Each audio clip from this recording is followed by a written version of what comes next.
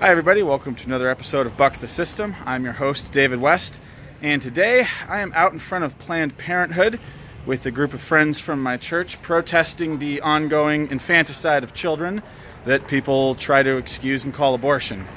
And here with me, slung across my chest in a nice black holster, I have the single most effective weapon at our disposal in the ongoing culture war against tyranny and infanticide.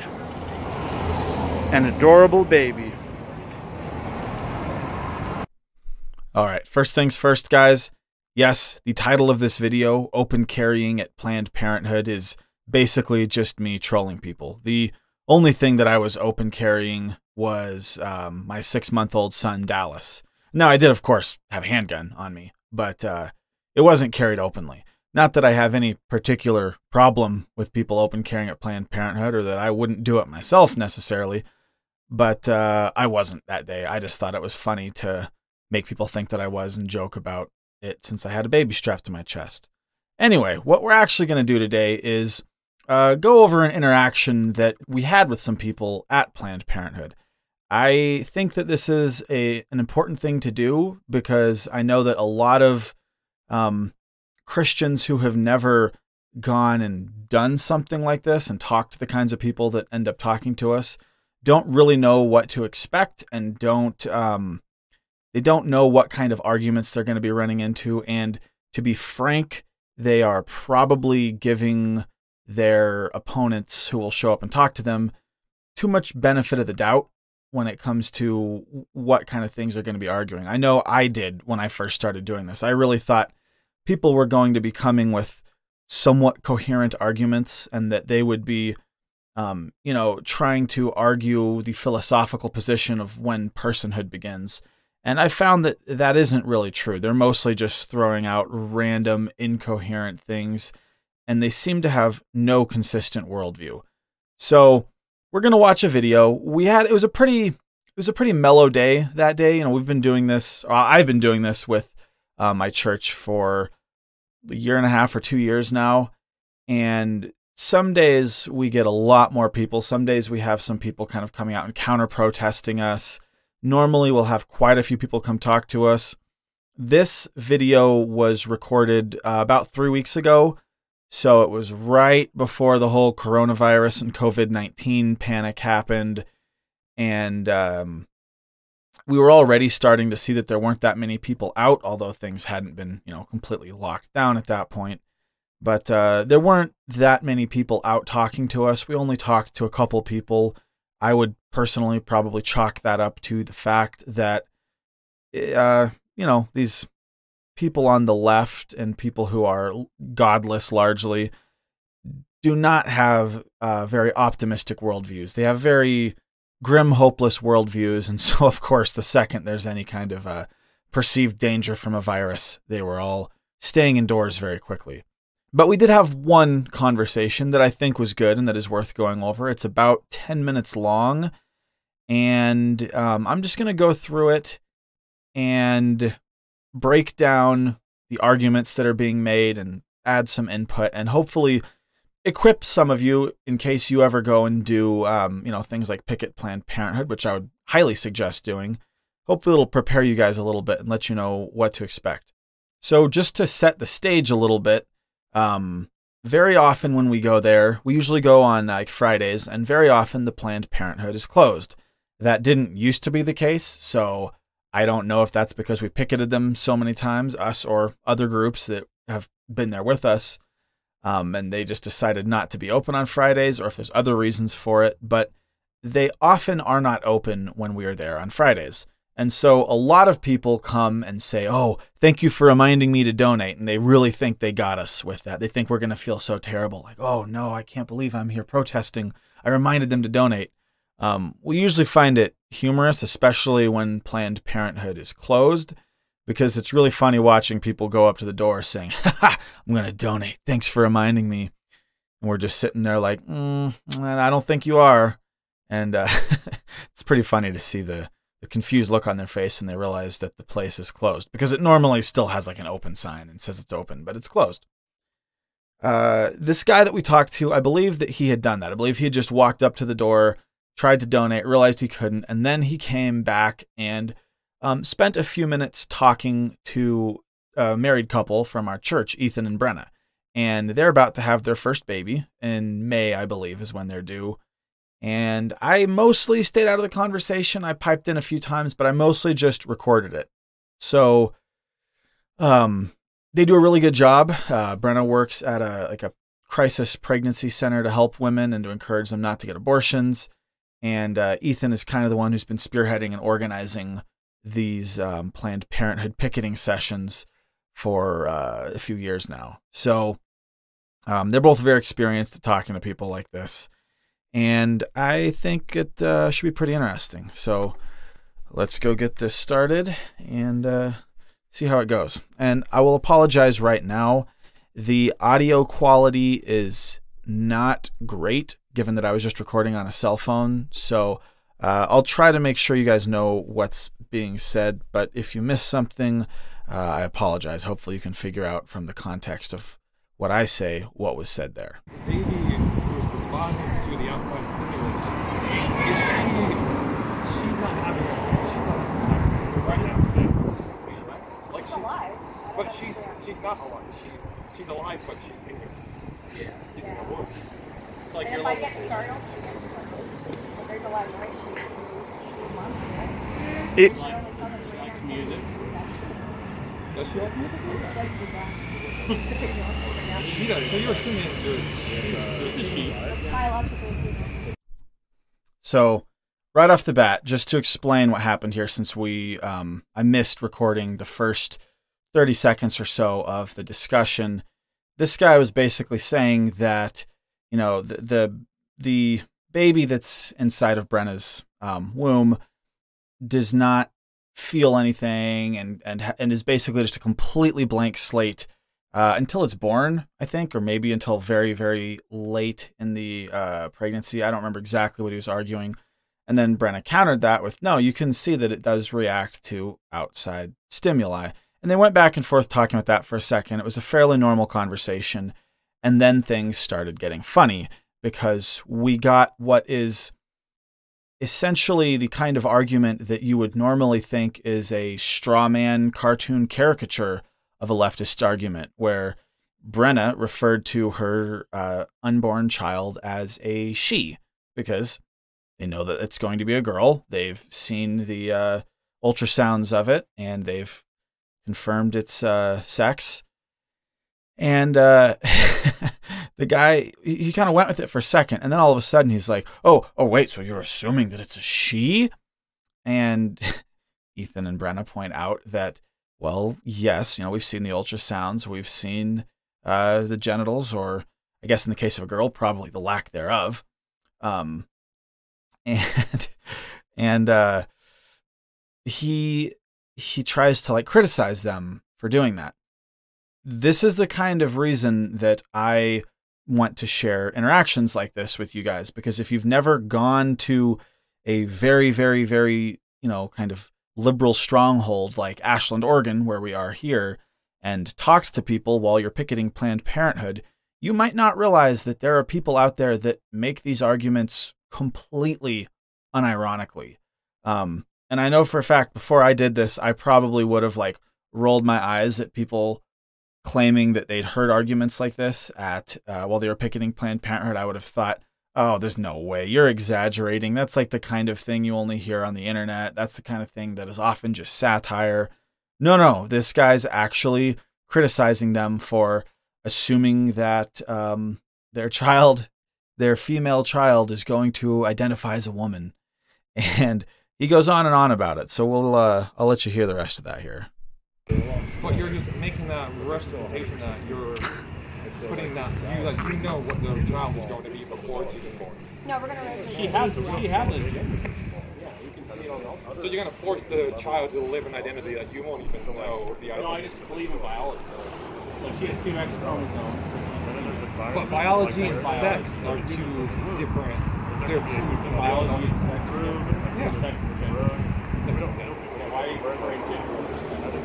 Because sex, if you push on through these norms to where if we push these social norms that we've totally invented, like the idea that a man is masculine and a woman is feminine, that's totally made up. Like we've just, Yeah, we're talking about chromosomes. yeah, and I'm saying that if we just assume that, oh, because they have this chromosome, that they have to act a certain No, if they way. have that chromosome, they're definitionally a female. Like that's biology. That's how it works. But Like when we are in the field and we capture a northern spotted owl, we can tell what gender the spotted owl is. So I'll point out right now that Ethan works in a field where he deals with like science and biology and animals and stuff. So he's not just like a random guy. Not that a random guy can't make good arguments. He actually has like a background where he knows about biology. This is something that I've ran into a lot with these people that come and talk to us. They will come up just so confidently to us and they'll say things like, you are just so scientifically ignorant. You don't know what you're talking about. And invariably, they are spouting nonsense that doesn't line up with any kind of scientific knowledge. They'll often come up and say, science says that baby's not even alive yet. And then we have to point out, well, no, that is not at all what a biologist would say. A biologist will confirm that objectively the unborn child gestating in its mother's womb is alive. You can try to argue that it's not a person, that it doesn't deserve to have rights, and that its life can be taken without it being murder. You can try to argue that all you want, but you cannot argue that it isn't alive, because it is. It is objectively alive. It's either female or male. We don't ask the spotted owl how to feel. Your feelings don't determine your being. They have no bearing on what you actually want. So with that, you're comparing a spotted owl, an animal in the wild, to a human. I'm talking about biology. So you're saying biology. Are you for the killing of animals? Would you eat a burger? If you just made the comparison that an owl is the same as to a human child. that's a You're making error. some massive category errors. So like I'm that doesn't saying even make any sense. That So if you don't know what a category error is, I think it's something that is extremely important to understand. And I think that until you understand what it is, you're at a huge disadvantage whenever you're debating anybody. A category error is when you erroneously assume that two things that are alike in one way are alike in other ways. And so just to use the example being talked about here, Ethan is talking about, spotted owl and their sex, because birds and mammals and stuff certainly do have sexes that are like humans, divided into two sexes, male and female. And so he's using that as an example because, yes, in those ways, humans and birds are alike. They both have two sexes. And now this guy goes on and thinks that because he said that, he must be saying that, oh, well, if birds and humans are alike and that they both have sexes, then you're being a hypocrite if you don't also think that if it's wrong to kill a human, it's wrong to kill a bird. So that's what a category error would be. That just because you point out that there are ways in which, a bird and a human are similar, they have to be similar in other ways too, such as how much moral worth they have. So I hope that makes sense to you. Like I said, understanding what a category error is a really, really important thing that I think that way too few people understand. And please go read up on them and try to understand it if you don't, because it's very important. humans biologically have two genders, just as animals have two genders, and then you started talking about eating animals.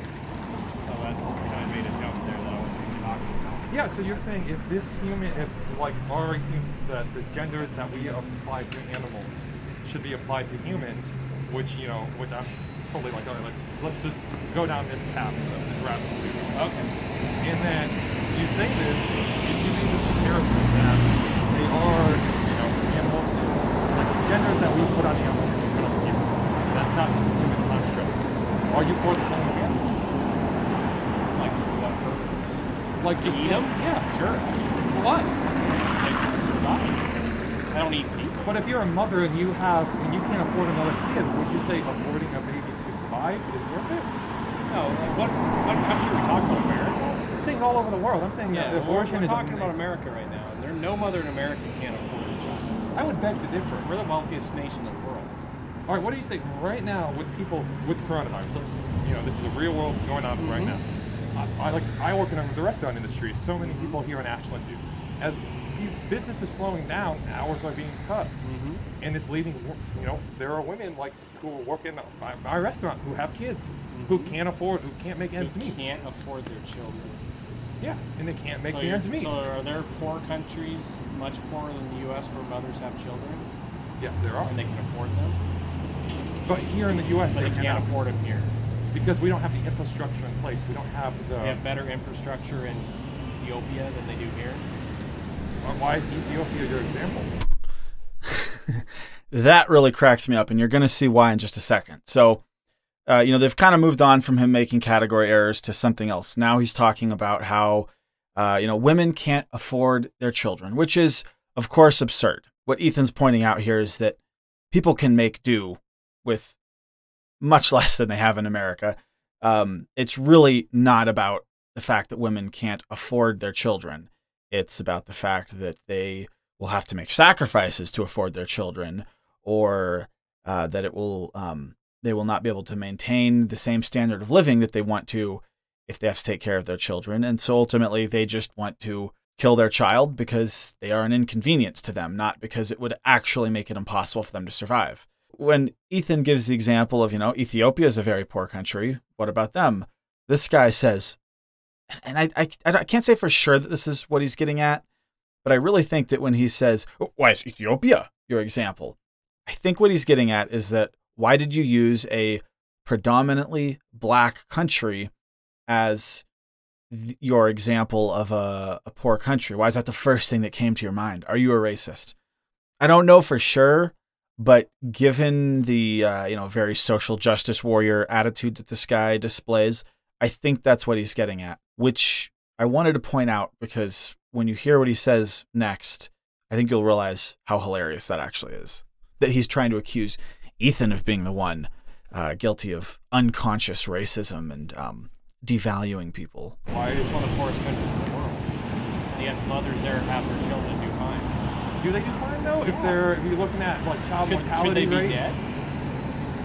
I'm saying if the child is going to be born and have a terrible life, or it's going to be born into a life of poverty, it's going to be born. Who are you to judge what the quality of their life is? So there you go. Immediately after he gives the example of Ethiopia, and this guy reacts in a way that I assume is him trying to throw a dig at Ethan for using Ethiopia as an example because it's predominantly black. This guy then goes on to kind of imply that, their lives are, how do you know their lives are okay? He's just blanketly assuming that everyone there's lives are terrible and that poor people are terrible and people that have less than him have terrible lives. That's pretty messed up. That's a whole lot more messed up than using a country that's predominantly black as an example of a poor country. I'm saying that if the mother... It sounds like you really want to force your morals onto other people. Like you're telling us we shouldn't raise our child a certain way. You're telling other people they shouldn't even have their kids because you don't think the quality of their life. But you're hypocritical in yourself. You're saying that life is important because we should preserve it, but you eat animals. And I'm saying human life is important. That's not being hypocritical at all. That's just understanding. Yeah, that is. So what's the difference between the human life and the animals' life? Humans are created in the image of God and animals aren't. Well, are animals created by God? Animals are created by God, but the Imago Dei is a different concept. You should try actually knowing what Christian theology looks like before you criticize it. So you're forcing your Christian theology upon me. When it comes to you murdering people, yes, absolutely. Yeah. I won't enforce anything. Do whatever you want, but if you murder people, I will stop you. Yeah, I couldn't take it anymore. I had to chime in there. So I think that the concept of humans being created in the image of God is a very important one that a lot of Christians have very little conception of. And so it's something that I'll chime in about a lot. And again, he's making a huge category error there where he really thinks he got us. He gets all smug, but are animals created by God? You guys are hypocritical for killing animals. You clearly don't value all life. And then, of course, we have to point out that, well, no, there's different categories of life. Human life and animal life is not the same. Humans are, according to the Bible, created in the image of God. And if you look at like Genesis 9, where you see the Noahic covenant laid out, it talks about how the image of God is so important that those who unjustly shed the blood of another image bearer, assault them, murder them, whatever, should have their blood shed. It's where we get the idea of proportional justice from, ultimately. If the idea that, someone who murders someone, they can be put to death. Someone who assaults somebody, they can be hunted down and brought to justice by force. That only applies to humans. That does not apply to animals. All right. Well, I think this all depends on what we consider a person. And Okay, so I think that goes to the mother in the body. Why would the mother determine Because whether it's they're in their body. It's their choice. So if Right. I told you right now that I was like, hey, I want you to get snipped right now because the population's too high. Would that be ridiculous because it's your body? That is my body. The baby's not their body. But the baby, it's in their body. It's like But it's that. not their body. It's a different body. So I'm saying you have the right to do what you want with your body. You just can't destroy another person's body. So So I'm saying the baby has bodily autonomy. You're saying it doesn't. So you're saying that baby who's not even born has the right to steal the mother's autonomy who is alive? Yeah. If my choice is kill another person, I have to sacrifice my autonomy not to kill that person. That's basic ethics. The baby who is not born, who has not experienced any thoughts, they have no memories. Well, they have thoughts and they have dreams. We just talked about that. That's basic science. I mean, that's not. What you're talking about is like years ago. You're so misinformed on this topic, sir. Well, I mean, she's worked with sonograms. I don't know that you should be calling anyone misinformed when you keep trying to appeal to biology and then saying the decision of the mother should determine whether or not something's a person. Like, what's even the connection there? So what I'm saying here is that he's basically confusing two arguments that are very, very different. On one hand, he keeps trying to say, it's not a person, it's not a person. Well, if he's going to argue that it's not a person, he should try to give us an argument as to why it isn't a person. I would disagree with these arguments, but at least arguing that, until such and such a point in the pregnancy, brain function is essentially non-existent. That's an argument he could use to argue that it's not a person.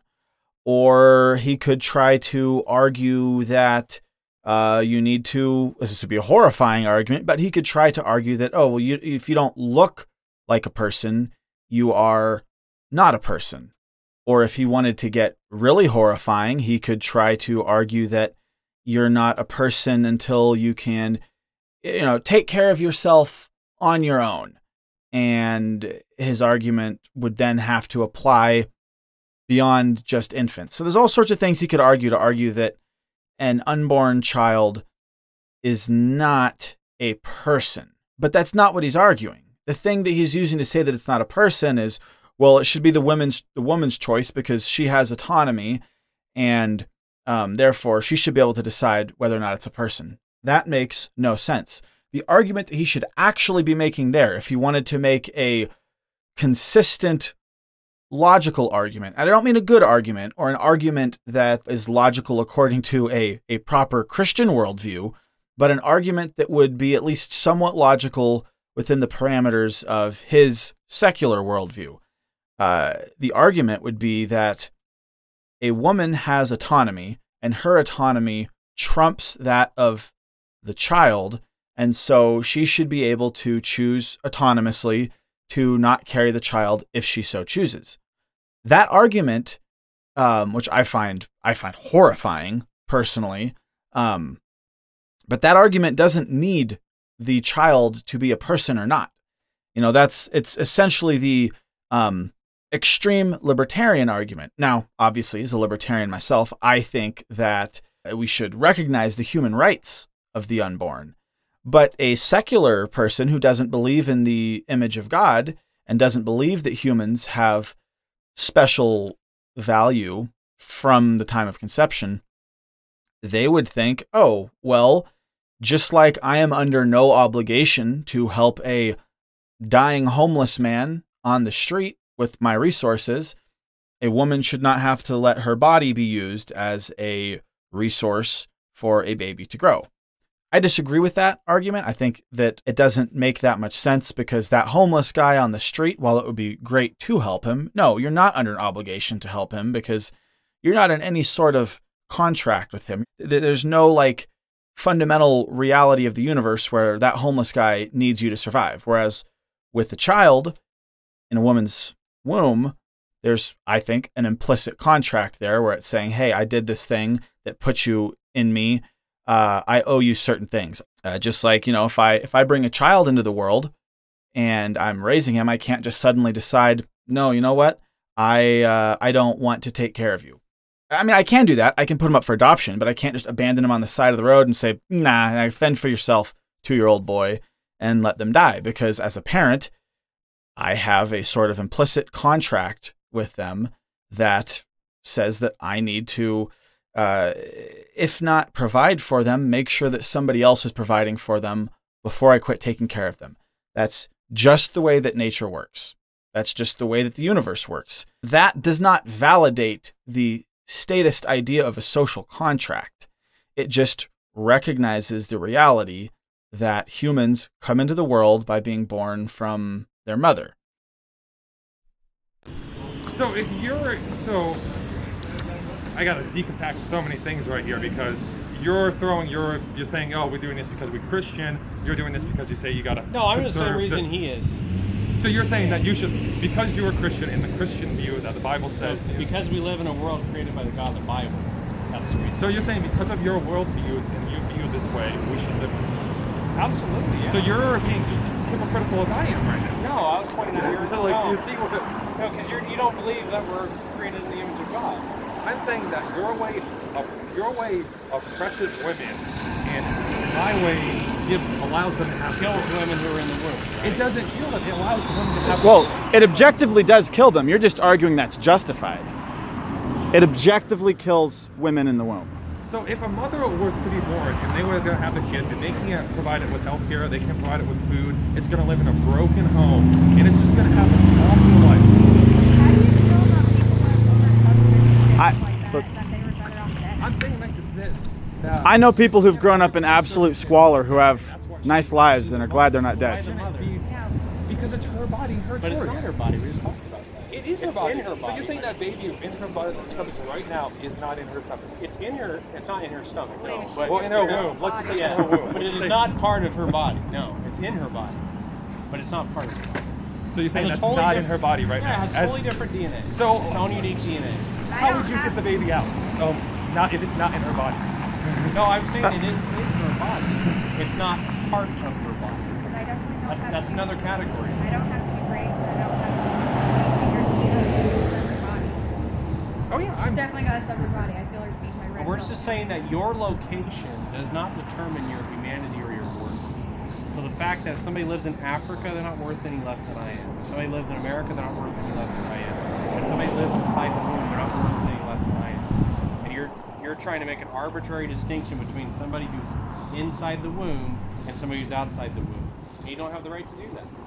I mean, I think it would go more towards the right to the woman. It's like right now in this conversation, you're the one doing the talking. You kind of left her out of fine it. with me talking. I mean, I'm actually showing you some mercy by not letting her talk as much. So just so you know. So that's classic. And I can confirm that is true. I can confirm that Brenna can definitely be pretty fiery when she's talking to these people. And she is not being oppressed by her husband right here. This is something that I see all the time with these people. It is hilarious how often they come up and they try to tell us that we're being oppressive to women. And, when the balance of our group that is out there is predominantly male, they will come up to us and say, how dare you, bunch of men out here talking to all these women. How dare you try to control a woman's body? And so you would think that when women came up, they would maybe still disagree with them, but they would at least recognize that, oh, well, you have a uterus. You should be able to have a say in this matter. And that's what they're always saying. They don't, though. Whenever there are women out there, I actually feel like they're usually nastier to them when they are to the men. And often our group will have more women than men in it. Women tend to, in general, be more pro-life than men are. Funny.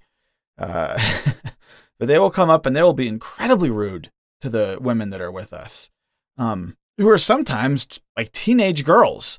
And that's something they do all the time. It's like, oh, why are you letting these men speak for you? Why are you letting them, tell you what to think? Why are you letting your husband oppress you? And it's like, it's pretty infantilizing of you to assume that these women are oppressed like that. Why don't you think that they have these beliefs because they actually believe them? Why are you acting like they aren't smart enough? It's just a typical thing. These guys like this, they're the ones that really do all the mansplaining. I mean, he's literally basically mansplaining to Brenna right now that, you're oppressed. You're being subjugated by your husband.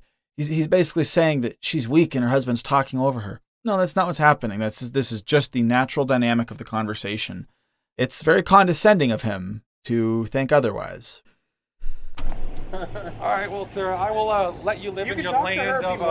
No, I'll let you live in your land of misinformation. I'm just gonna. Misinformation? Like everything you said was scientifically wrong.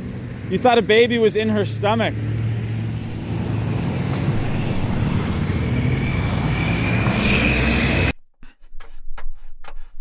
Okay, so my last little dig at him there might have been a tiny bit unfair. I don't think it's that inaccurate to, kind of colloquially refer to a baby as being in a woman's stomach. But, the point still stands. Sometimes when people are being that wrong-headed and they're that ignorant and they're, trying to tell you that you're the ignorant one, it's funny just to throw little digs at them like that. I do that from time to time. I sort of will fight fire with fire. Like, I like to make very, strong, logical, reasonable arguments, but when people are wrong, I'll give them a hard time for that. I'll give them a hard time for them saying something that sounded stupid. For example, a lot of the times when people say that, that baby's not even alive yet, it's not born. I get that they probably on some level know that it is living, and what they really mean to say is that it isn't a person yet. It hasn't attained personhood at this point in its development. I get that that's really generally what they mean, although I don't know, sometimes these people are staggeringly ignorant, and I think that they really aren't aware that it's alive. But when they say things like that, I'll make fun of them for it, and I'll point out, like, you are just scientifically ignorant. You know nothing about biology because that gestating child in the womb is objectively alive.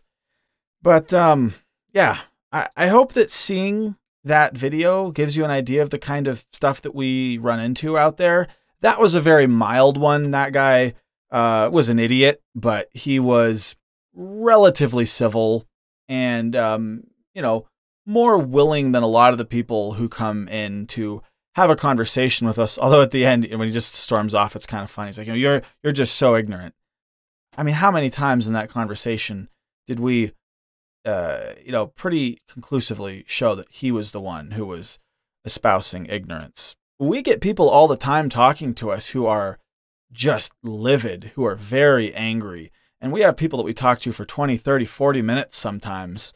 At the beginning where he was doing the whole gender thing, I think the first time that I realized that people were actually going to make arguments like that in the wild was when a young lady came up and talked to me. And she wasn't even like, your typical like cartoon SJW where it has like blue hair and it's all short and piercings and tattoos everywhere. It wasn't even like, it just like a very normal young lady, like blonde hair, fairly attractive, fairly conservatively dressed. And she was pushing a baby in a stroller. She had like a 1.5-year-old child with her. This was probably about a year ago. And I talked to her and was having like kind of a debate and discussion with her. And at some point I said something about how, I forget exactly what I said, but I made a reference to how women have babies.